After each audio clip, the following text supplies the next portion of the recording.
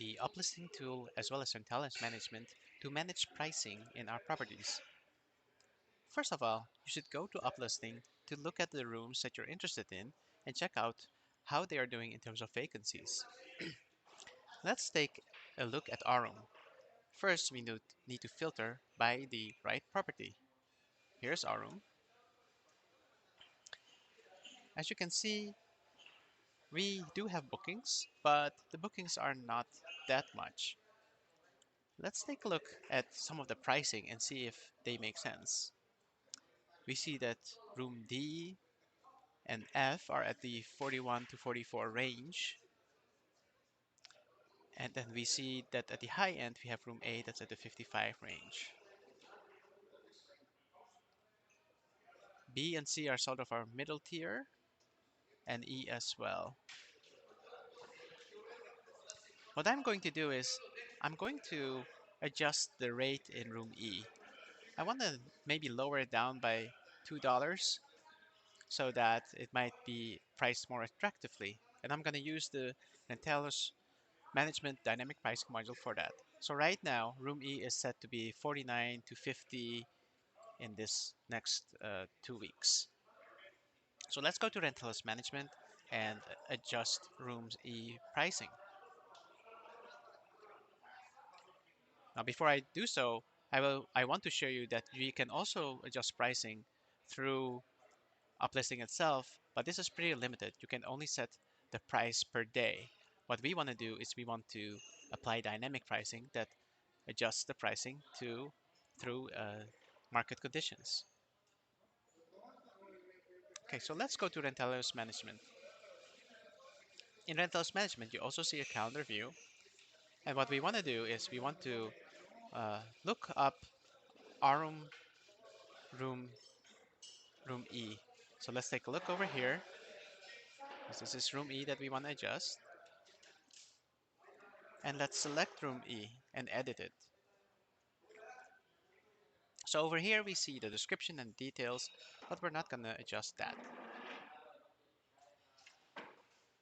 So but we will be adjusting this. So over here we see the pricing, the dynamic pricing that we already set for this room. As you can see, we're kind of at a low point now, which is predicted in November. But then in January, we predict that it's going to go up again. So let's go ahead and lower the lower bound a little bit by maybe $2. So right now we're in the 49 zone. And let me lower this down to, let's say, $40. And as you can see, the graph automatically adjusts. So now um, at this end, we're starting at 48, and then it's going to go up maybe to 53 or so, which is fine. If you want the high to be higher, we can also increase this number a bit. Maybe we'll make it 62. All right. I like this pricing curve. So let's go ahead and save the room. Okay. The room has now been saved. Now what we can do is we can go back to uplisting and we can reload the page to see whether these pricing has changed. So we should see something in the 48 range now. Let's go ahead and reload the page. And oh, we also have to filter by our room. And yes, as you can see now, the range is now lower. It's now in the 49 range according to our pricing module. But let's also check that the pricing is actually going up. Let's go to our room. We are here right now.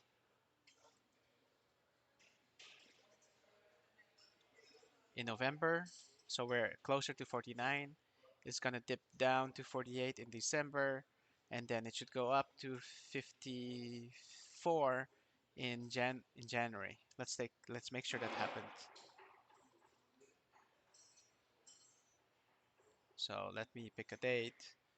So I think in December it's supposed to dip down again.